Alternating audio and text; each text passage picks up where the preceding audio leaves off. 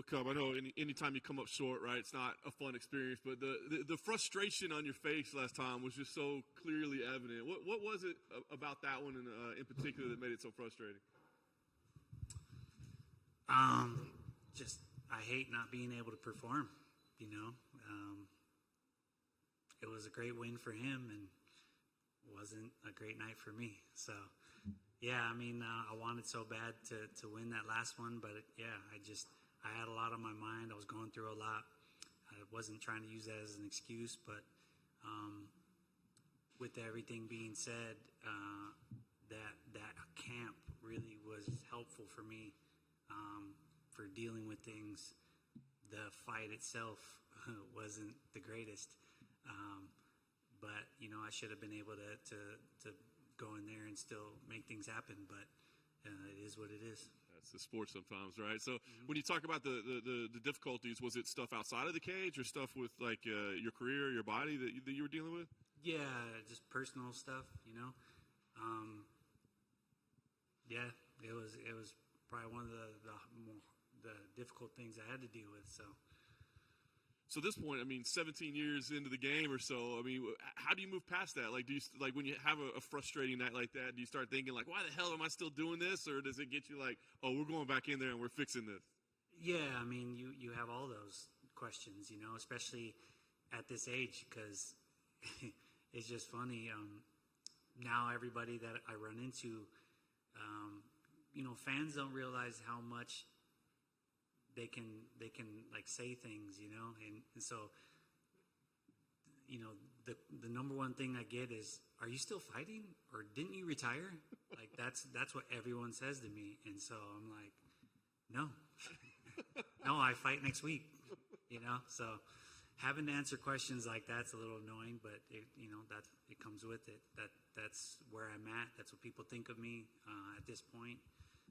So you just kind of have to say, okay, that's what it is what it is. Yeah. Obviously, you are a true veteran of the game. Like, I wonder, like, when people say things like, man, I've been watching you since, WEC, so-and-so, do you start thinking, like, well, that's a compliment, but I think you're also calling me old as well. Yeah, but it's okay because I'm still doing it, and I think the longevity, really shows your professionalism, because man, I can't tell you how many people have been like the next big thing, and like I've been here, and then this person is the next big thing, and they come and they have these big fights, and then they're retired, and people don't even remember them anymore, and I'm still here. Like to me that's impressive. Try being top 10, top 15 for over a decade. Try doing that. It's difficult, especially when life hits you.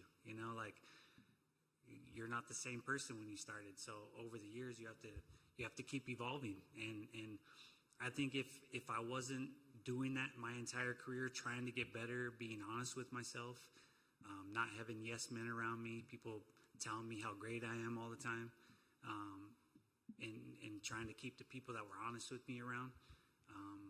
If I wasn't doing those things, I wouldn't still be here, and I wouldn't be able to be making the money I'm making or have the things that I have and be able to take care of my family the way I am. So yeah, I'm grateful for that. It's such a mentally taxing game, right? I mean, more than I think people realize. So like, is it still enjoyable? I mean, do you love it, or is it more just like, well, it's an awfully nice paycheck, so I got to do what I got to do to feed the kids? No, it kind of comes in different ways. It depends, where you're at. Coming off of, after a loss like that it really is like, oh, this sucks. Why am I still doing this? But then, you got to remember the good times and the possibilities, and that, hey, you know what? Everybody goes through this, and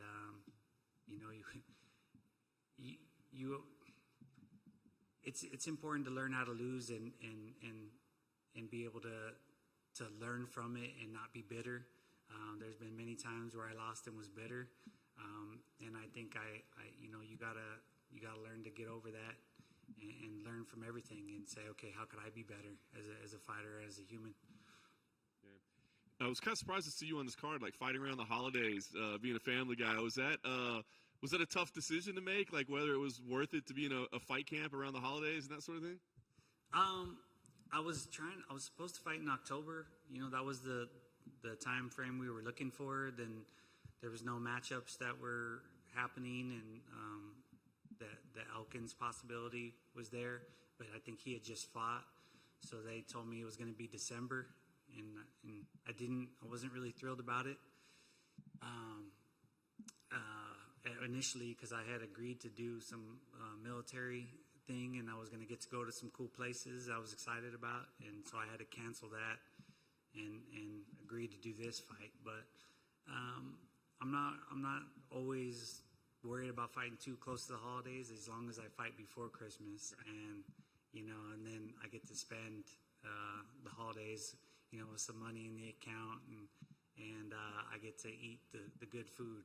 I'm much more willing to give up Thanksgiving food for Christmas food. That may be an unpopular opinion, but yeah, hot opinion there. The fight with Elkins, is this one that excites you? I mean, obviously these young up and comers, it's great, right? But I mean, you've seen Elkins' body of work, right? I gotta think there's probably something inside you that's like, this is gonna be fun. Yeah, I mean, I think we've come close to fighting for a while. We've asked for it for a long time, and it just never really happened.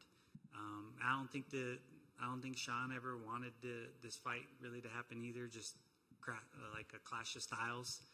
I think they know my style. They want me in exciting fights, and but yeah, I think it's a great matchup, especially at this point in my career, his career.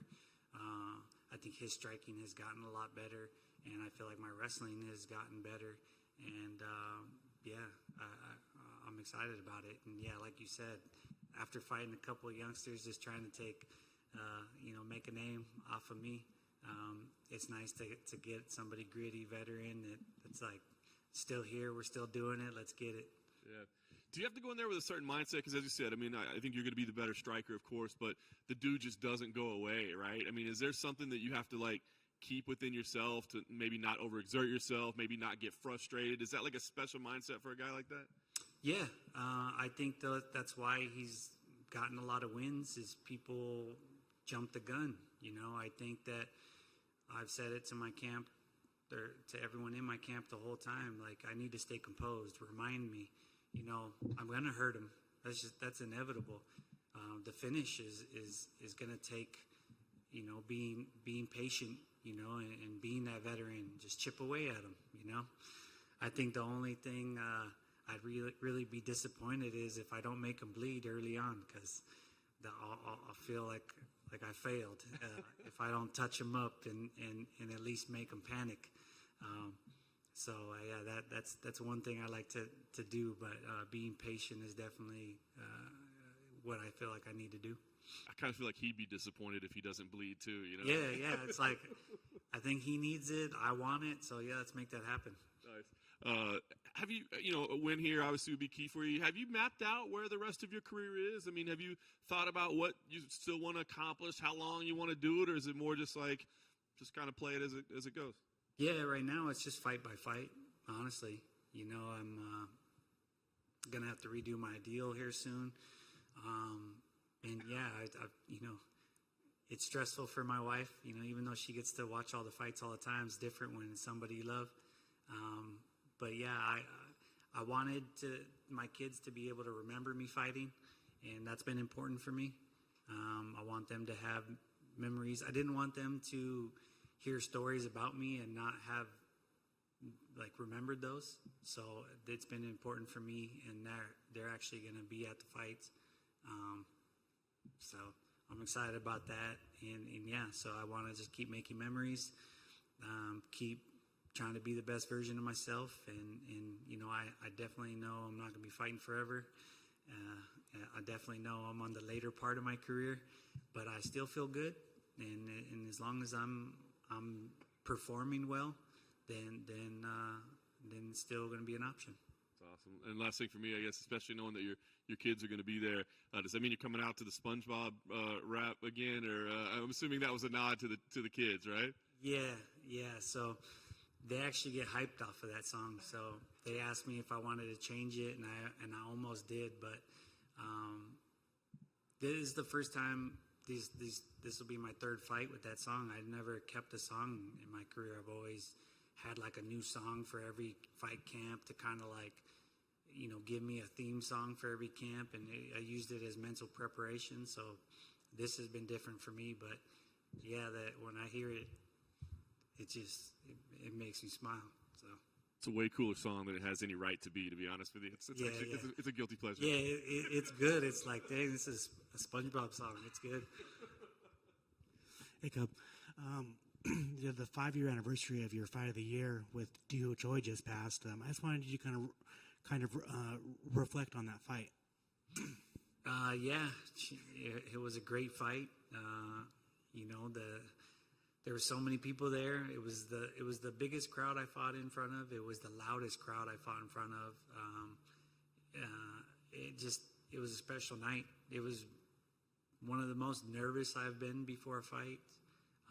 I just remember, honestly, I remember being backstage, and it was Tim Kennedy, me, Cowboy, Landon Venata.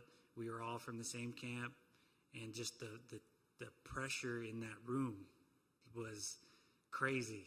Like it probably would have been better if I was in a different room, because we were all warming up at the same time. We all had hard fights, and just that pressure, man, was crazy.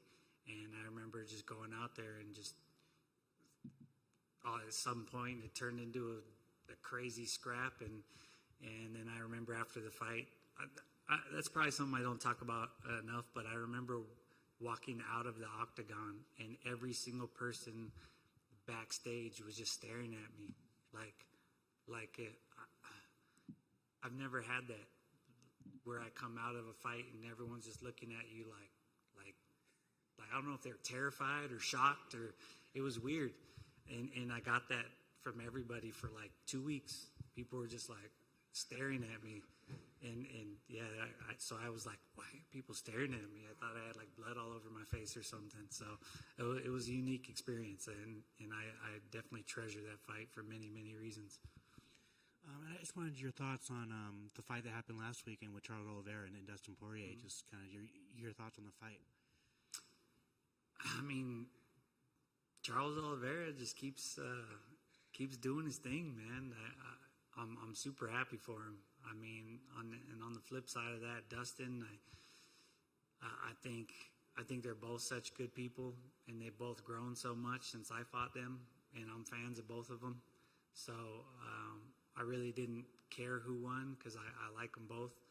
I did really want to see Dustin become an undisputed champion, so he didn't have that hanging over his head, which us as fighters we let do. But man, just to see where both of them have gotten to since I fought them, I'm proud of both of them. And another former opponent of yours, Jose Aldo, just got a win, and he just keeps getting better. What are your thoughts on him?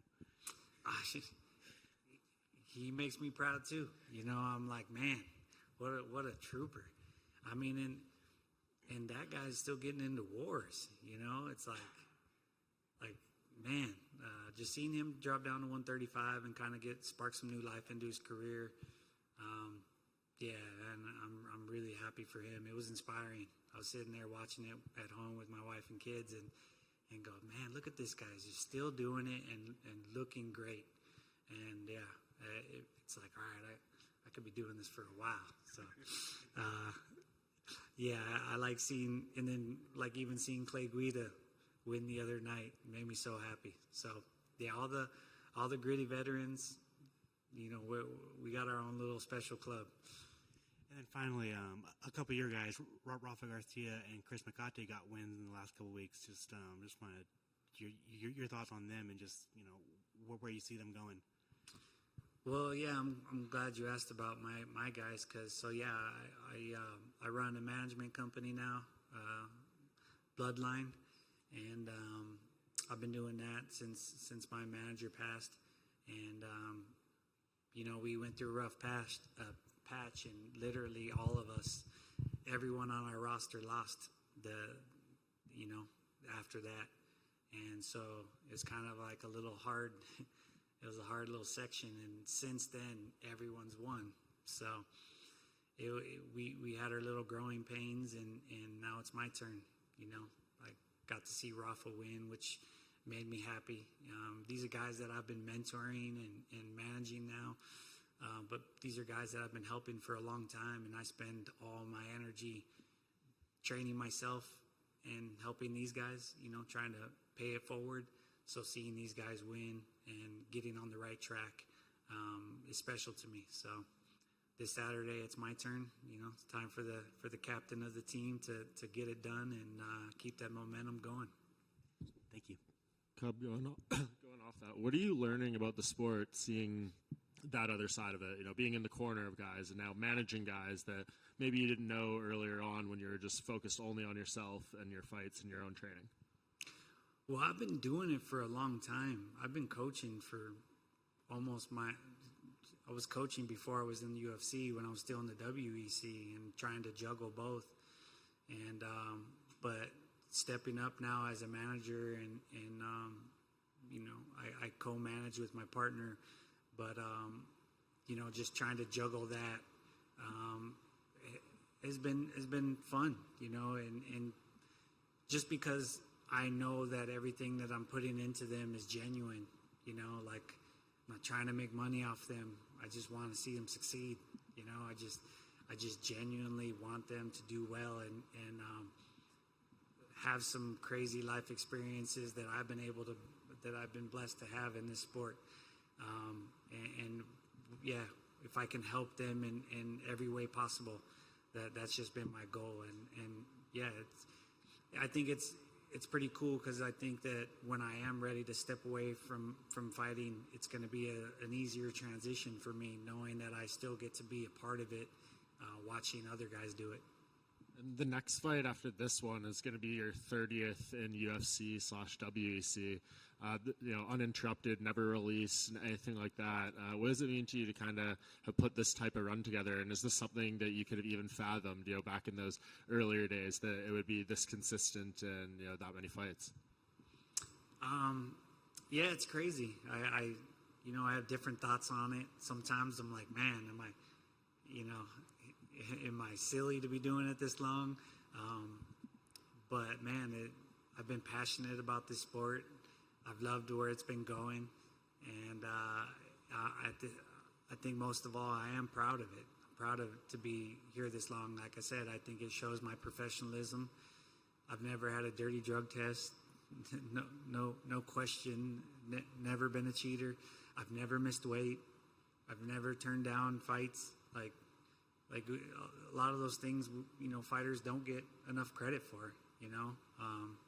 And this March is going to be 15 years with the company and in the 45-pound division. So this coming March will be 15 years in this division. So, yeah, I think I'm proud of that. I'd love to keep adding some stats. I am a stats guy, and I follow stats in other sports. And so I'd love to get my stats up there and make them, keep my names, in the books for a minute. If you need stats, I'm your guy. Oh, okay. Good to know. All right. Thanks, guys.